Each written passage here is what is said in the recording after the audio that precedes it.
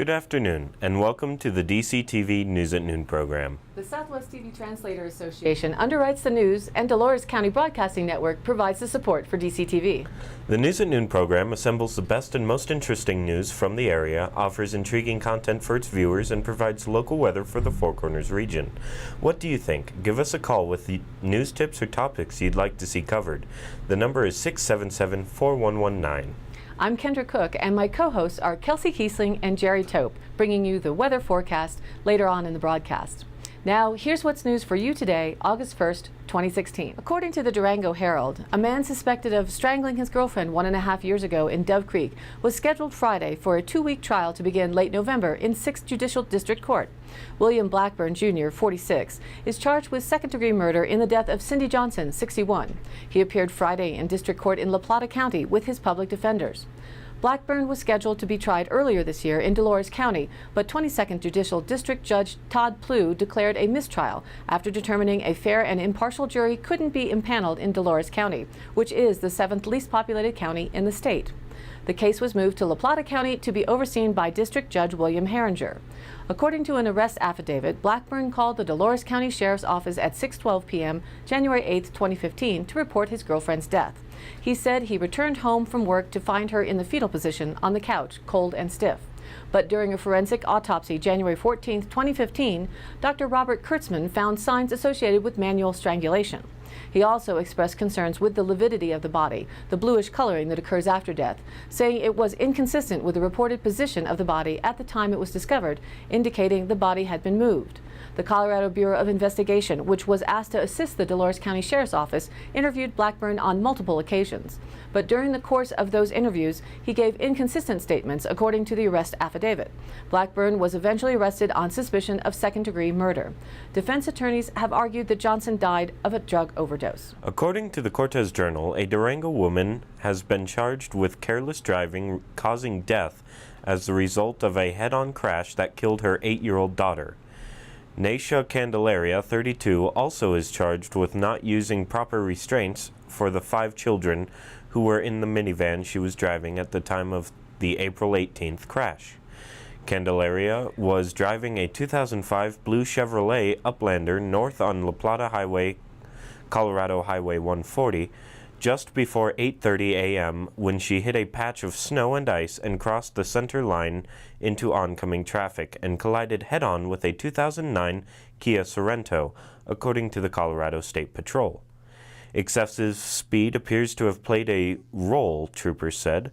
At least 3 of the 5 children, ages 1, 5, 7, 8, and 9, were thrown from the van, according to the State Patrol. Mia Martinez died at the scene of the crash about 1.6 miles north of the New Mexico border.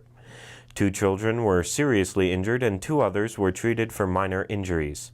The driver of the Kia, Mindy Walk, 38, of Hesperus, was taken to Mercy Regional Medical Center. She could not be immediately reached Friday for comment. Efforts to reach Candelaria for comment were unsuccessful Friday. Her next court appearance is set for August 30th. According to the Durango Herald report, levels of marijuana above the legal driving limit were found in the blood of a Durango pilot who crashed a World War II aircraft on July 4, 2014, killing 2, a recently released investigative report from the National Transportation Safety Board found. It obviously makes this a whole different type of crash, said Mona Schlarb, whose husband, Michael, was teaching Durango resident John Early how to fly the rare and difficult-to-operate aircraft. This was a terrible chance to take with 2 lives at stake. According to the report, Early's blood tested positive for 6.3 nanograms of tetrahydrocannabinol, more commonly known as THC, the active compound in marijuana. The legal driving limit for THC levels in Colorado is 5 nanograms. Also, a total of 30.8 nanograms of tetracannabinol carboxyl acid, or THC-COOH, an inactive metabolite of marijuana, were found in Early's blood. Jane Smith, La Plata County coroner, said that level usually indicates the drug was used fairly recently before the blood was tested. Michael Schlarb's blood tests were negative for any alcohol or other drugs. Quote, "It was very disheartening to hear that someone would be this careless on their first flight at the helm on a P-51 Mustang, a World War II fighter plane," Schlarb Reif of 29 years said on Wednesday. A certified private pilot, Early, 51, had recorded 263 total flight hours, with 53 of those in the 1944 airplane, which he purchased for more than $1 million in 2013. According to NTSB reports, local flight instructor Michael Schlarb, 53, had helped Early get his private pilot license, mostly flying a Beechcraft T-6 Texan, a single-engine aircraft designed for flight training. To learn how to fly the notoriously difficult 1944 P-51 aircraft, Early in June 2013 again hired Schlarb, who held multiple instructor certificates and had logged more than 12,000 flight hours. "I've been a flight instructor for 20 years, but this was kind of a special case," Schlarb told the Durango Herald in April of 2014. "It commands a lot of respect. It's no toy." On July 4, 2014, Early was set to take the helm of the iconic aircraft from the front seat. It's unclear if it was Early's first time manning the fighter plane, the NTSB's lead investigator Courtney Leader said. The plane had been modified to add flight controls in the rear seat as well, according to the report. "It was never clear as to what the intent was to that flight," she said. However, moments after the powerful airplane lifted off about 9 a.m. from the Durango-La Plata County Airport, it banked left and crashed about 90 feet north of County Road 309A in a hayfield just outside the airport perimeter fence. Leadler said the NTSB will adopt a probable cause of the crash in the coming weeks. Schlarb's wife, Mona, for her part, was at a loss for words last Wednesday. "I don't know what to do or say at this point," she said. "I guess I would like to say people need to be aware that just because something is legal to do in one state, it does not mean it's the right thing to do whenever you are in a situation with something with that much power." According to previous statements made by his family, Schlarb moved to Durango in 1979 and became the youngest firefighter hired by the Durango Fire Department at that time. He spent 18 years with the department before he pursued a second career as a pilot and instructor, including flying for Tri-State Care Flight. Early, also a Durango resident, was CEO of Saddle Butte Pipeline and is survived by his wife Jody and 2 daughters. "It'll put a smile on your face every time you fly it," he said of the antique plane, of which only about 120 remain. It is unclear if Early used marijuana for medicinal purposes. According to the Cortez Journal, Montezuma County's $39 million project might not be on the November ballot because commissioners have not filed required documents to the Colorado Department of Revenue. County Attorney John Baxter informed the commissioners during their regular Monday meeting on July 25th that the State Department has requested a county draft resolution by Sunday, July 31st, that details the sales tax, scope of the project, and revenue bond plan needed to finance the project. Those numbers include the amount of revenue bonds needed, their price, and interest rates, he said. County commissioners have put out a request for proposals to bonding investment firms for the project and are scheduled to review the submissions on August 8th. Baxter said the county might be able to challenge the Colorado Department of Revenue's deadline to get the sales tax question on the November ballot and turn in the taxing and financing resolution later. Commissioners also need voter approval to form a broadband authority that would administer the new infrastructure project. The specifics of the authority and its associated ballot question are being formulated. During Monday's meeting, Commissioners Keenan Ertel and James Lambert discussed the option of holding a special election for the broadband project, sales tax, and broadband authority. Montezuma County Clerk Kim Purcell said her office would need to research whether the county can hold a special election for a sales tax. She said special elections typically are held for recall elections. A special election costs between $10,000 and $15,000. In any case, a ballot question asking voters to opt out of Colorado Senate Bill 152, which prohibits municipalities from creating their own broadband networks, would be on the November ballot, according to commissioners. Opting out of SB 152 would allow the county to build telecommunication infrastructure. Internet services would be provided by private companies. According to the original plan, the sales tax issue, formation of a broadband authority, and SB 152 would all be on the November ballot. Reported by the Durango Herald, Representative Scott Tipton, Republican of Cortez, joined 56 other members of Congress last Wednesday in signing and sending a letter to Secretary of the Interior Sally Jewell, asking her to withdraw the Bureau of Land Management's new methane venting and flaring rule. Led by House Committee on Natural Resources Chairman Rob Bishop, Republican of Utah, and House Majority Leader Kevin McCarthy, Republican, California. The letter requests that the rule, which limits the amount of natural gas that can be vented and flared on federal lands, be revoked. The rule, first proposed in January, attempts to limit the amount of gas escaping into the air during venting and flaring because of its negative environmental effects, including the contribution of greenhouse gases. The letter states that the rule does not help to solve the BLM's delays in permitting requests to build pipelines that are used for capturing methane emissions. The review process is meant to take 6 months for the permits, and the letter states that no BLM field offices have met this target. It calls the new rule an overstep of the BLM's jurisdiction and states that it fails to address missteps by the agency to capture methane emissions through other methods. Instead, it urges Jewell to focus on the other ways to effectively address methane emissions, such as the construction of pipelines. Southwest Colorado's San Juan Basin is home in part to the highest concentration of methane in the country. According to the Cortez Journal, to commemorate the 26th anniversary of the Americans with Disabilities Act, representatives from the Southwest Center for Independence on Tuesday staged a protest identifying businesses in Cortez that had not installed wheelchair-accessible entrances. A chalk painting left in front of each business that the center flagged shows a person falling out of a wheelchair beneath the words "No Access." The demonstrators also left an informational card informing the business that they are disabled, along with 19% of the U.S. population, and that the businesses were losing customers because they aren't easily accessed by wheelchairs.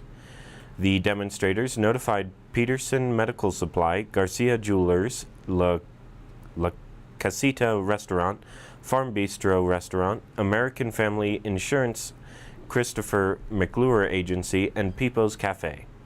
Farm Bistro owner Lori Hall said she would have liked direct communication from the group instead of a public protest. "We care very much about all members of our community," Hall said. The Southwest Center for Independence staged protests in Cortez and Durango, and both towns have SWCI offices. And now here's our weather report. The high pressure system we have been under is still here, but is weakening.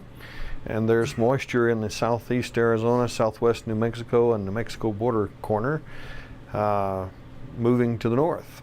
Today, for the Dove Creek, Cortez, Monticello area, it'll be pretty much the same repeat of yesterday, with isolated showers and thunderstorms across the area, only likely to affect the higher elevations. No significant moisture today is expected, just some clouds. However, Tuesday we'll see the arrival of the leading edge of that trough now in Arizona.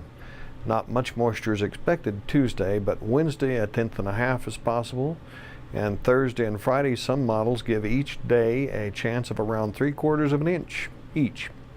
Saturday on the declining side of the disturbance, possibly close to 2/10, and Sunday barely a couple of hundreds. Now to our national weather image. As you can see, even though there's just a touch of a rainy area on the far northwest coast, the rest of the northwest and west coast are dry for today. The only area expected to be dry today otherwise is the greater part of Texas.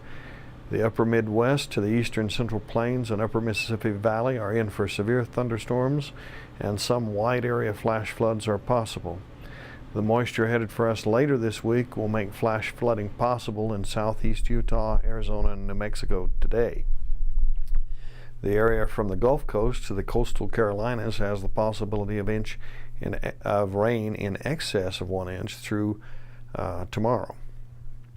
New York and New England area as well should also see moderate to heavy rainfall. The automated 5-day image sources suggest highs starting in the upper 80s and declining to the lower 80s by Saturday.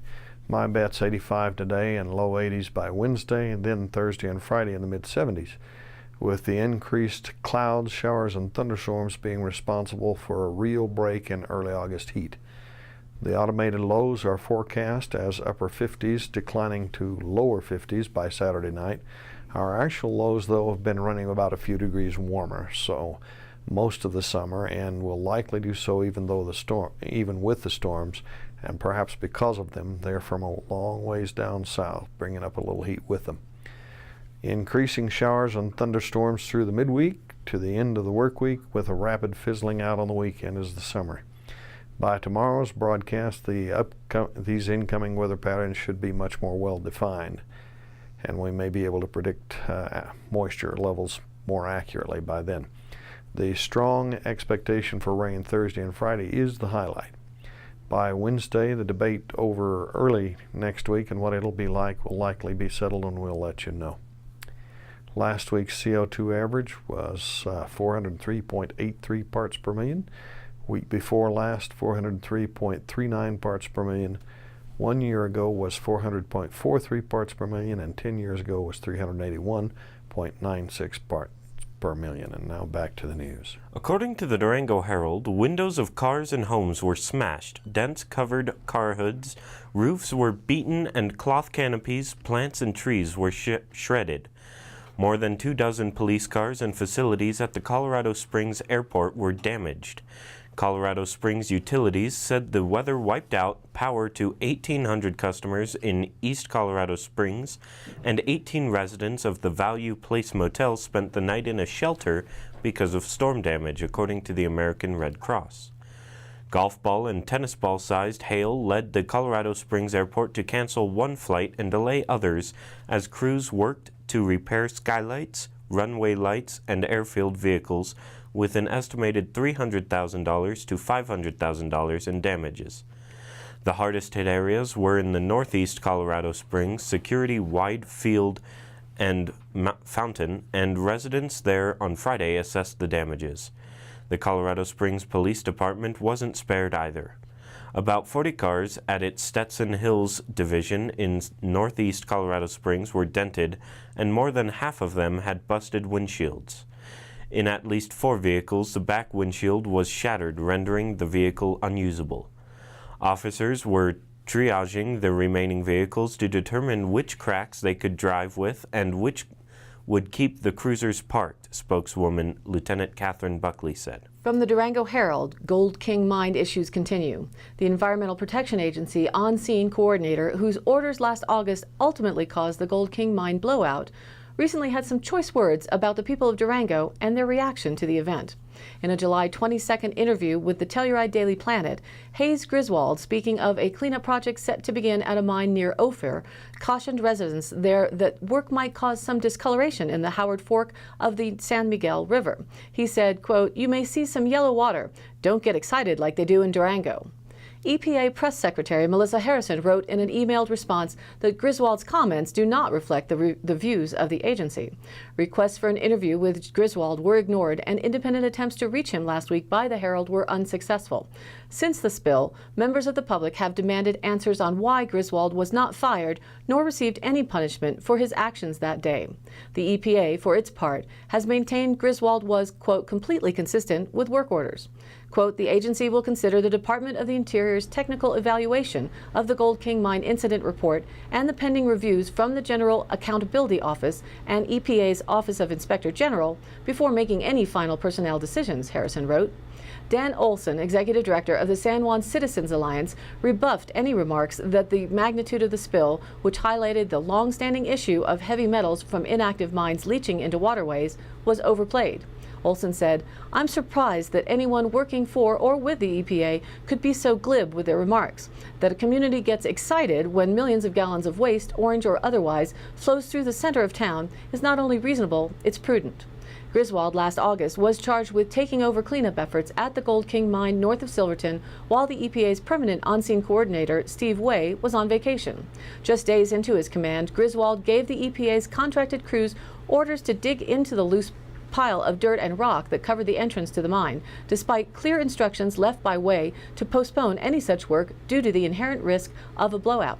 As a result, 3 million gallons of mined wastewater laced with heavy metals broke through the earthen dam and prompted emergency responses in communities in 3 states, Colorado, New Mexico, and Utah, as well as 2 Native American tribes.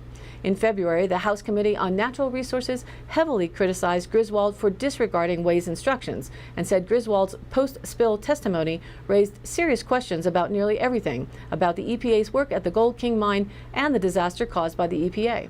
Griswold is now tasked with cleaning up 15,000 cubic yards of mill tailings at the Caribou mine west of Ophir, according to the Telluride Daily Planet. He will not, however, be touching the mine's adit, which is leaking anywhere from 600 to 800 gallons of mine drainage a minute. The EPA's Harrison wrote that the remediation plan for Caribou Mine is under review by the regional office and no final decisions have been made about the work. The EPA's efforts in the Silverton mining district, now proposed for Superfund listing as the Bonita Peak mining district, are under the direction of Rebecca Thomas, remedial project manager. According to the Cortez Journal, much-needed workforce housing in San Juan County just received a $305,000 boost from the state, which will go to developing the Anvil Mountain Apartments. The award is part of a $9 million in grant money the Colorado Department of Local Affairs Division of Housing is dedicating to 8 affordable housing projects in the state. The 12-unit apartment complex will be developed just outside Silverton and annexed into the town once complete. It will serve households earning at or below 30% to 120% of area's median income. San Juan County is taking the lead on the project with Silverton's support. County officials could not be reached. In addition to the grant, the project will receive a $1.2 million loan from the Colorado Housing Investment Fund. The Ute Mountain Housing Authority in Montezuma County also will receive a grant for $871,000 for the South Toyac Permanent Supportive Housing Project, which will entail 11 units in Toyac on the Ute Mountain Ute Reservation. Tribal members will be able to live there as well as the homeless, those at risk of becoming homeless, and people earning less than 30% of the area median income. Across the state, 270,000 low-income households are paying more than 50% of their income to housing costs. The Colorado Parks and Wildlife Agency is offering a free park day today, August 1st, in celebration of Colorado Day. Colorado was first recognized as a state August 1st, 1876. The first addition to the Colorado State Park system, Cherry Creek State Park, emerged some 56 years later. Most Coloradans live less than 30 minutes from a state park. We have a link on the DCTV Facebook page to locate a state park near you and plan a visit to enjoy a variety of recreational activities. Park entrance fees are waived, but activities like fishing and camping will still require a valid license and permit. In addition to the one-day celebration, active duty and veterans are admitted free to Colorado state parks for the entire month of August. The military member or veteran must show proof of military service, a photo ID, DD-214, or a VA medical card, and obtain the free pass from any Colorado State Park or CPW office. Military member or veterans must be in the vehicle using the pass. All other park fees, camping, etc. are still charged. And in related news, author David Paulides, who holds 2 degrees from the University of San Francisco and has a professional background that includes 20 years in law enforcement and senior executive positions in the technology sector, has just released his latest book in his blockbuster series about people that have disappeared in the national forest and elsewhere. Missing 411 Hunters chronicles hunters who have vanished under very unusual but extremely similar conditions from 4 countries. In contrast to many of those who have gone missing in national parks, such as children and people hiking alone, he said deer hunters and bear hunters, those people are attuned to being in the woods. They know exactly where they're going to go out and hunt. They know the terrain, the dangers. They carry weapons with them, he noted, so it's all the more startling when they vanish in inexplicable ways. There are 59 geographical clusters of missing people in North America, with the largest being in Yosemite Park, he reported. The largest number of disappearances of hunters have taken place in the states of Idaho, Montana, Washington, Maine, Oregon, and Colorado, he cited. He shares advice for people planning to hike or hunt in the woods or national parks. Among the tips, tell someone you trust your planned itinerary, and that if they don't hear from you by a certain date, that they should call authorities. Carry a GPS trail device and hard copy of a map. Pack a cheap plastic whistle. Bring a satellite phone and an emergency locator beacon. They are also releasing a new documentary entitled Missing 411. To find out more about the film and the series of books, visit them online at missing-411.com. According to the Cortez Journal, a sporadic 12-day boating release from McPhee Dam into the Dolores River in June was hampered by uncertain runoff forecasts after a late-season snowfall, reservoir managers said at community meeting Tuesday in Dolores. Boaters faced on-again, off-again announcements of whitewater releases from the dam, which complicated their plans for trips down the river. It was the dam's first whitewater release since 2011. A 22-day rafting season was forecast as possible in March when snowpack registered at 130% of its median normal. A 2-month dry spell erased the advantage, and the release was adjusted to 5 to 10 days of boating for late May. The forecast then dropped to a 3-day release in early June, and after it was confirmed days later, hundreds of boaters flocked to the Dolores as it filled below the dam. But on the 4th day, managers said they realized the volume of the river inflow was more than the reservoir could handle, and the dam release was extended 9 additional days. Vern Harrell of the Bureau of Reclamation's office in Cortez attributed the uncertainty to the narrow margin of runoff expected to exceed reservoir capacity. Decisions about dam releases rely on forecasts from the Colorado River Basin Forecast Center, which depends on snowtells that measure snowpack in the Dolores Basin. When there is possibility for a small spill, managers don't have the tools to give a lot of notice, Harrell said. So decisions are made day to day based on river inflow and reservoir levels. In small spill years, managers said they err on the side of caution when announcing the numbers of days available for boaters. They want to ensure that the reservoir remains full, but they don't want to end a dam release prematurely. In today's High Country happenings, KSUT's Four Corners public radio service was restored last week after the station had a brief hiatus from the airwaves. It will broadcast in Montezuma County at the 106.3 FM signal. They set up a new tower with a different antenna on Cavaniss Mountain in eastern Montezuma County, Executive Director Tammy Graham said. The signal is stronger and clearer than the former frequencies broadcasting in Mancos and Cortez and all the way to Dove Creek, she said. The 106.3 frequency won't broadcast to Dolores, though. Graham said KSUT is seeking for a way to reestablish a signal there. Hopefully, KSUT will be back on the air in Dolores in the next few weeks. Back to Pinhead news. Wednesday, August 1st, Pinhead Institute Punk Science, Cooking Up Computer Coding, is from 5:15 to 6 p.m. at the Cortez Cultural Center. They ask, how is building a video game like baking a cake? Learn the recipe for creating the final punk science program of the season. Computer scientist Bassett Mustafa will deconstruct the programming process and show kids how, rather than being intimidating, computer coding is really just an organized assembly of bite-sized pieces. That's spelled B-Y-T-E. Go online to pinheadinstitute.org for more details. Friday through Sunday, August 5th through the 7th, Cortez Balloon Festival will be held at Parque de Vida in Cortez. Mass ascension of hot air balloons at Parque de Vida in Cortez. Liftoff takes place at 6:30 a.m. and the balloons land around 9 a.m. On Friday, August 5th, there's a special balloon glow at 7:30 p.m. And from today's Dolores County Commissioner meeting, a public notice goes out as the county has received a request from Lone Cone Mountain Resort, formerly Buckhorn Lodge, to hold a 3-day music festival and camping event for up to 2,500 people to take place on August 19th through the 21st at Dolores County. The Dolores County Commissioners will hold a special meeting on August 8th, 2016 at 10 a.m. in the Commissioners' Boardroom to take public comment on this event.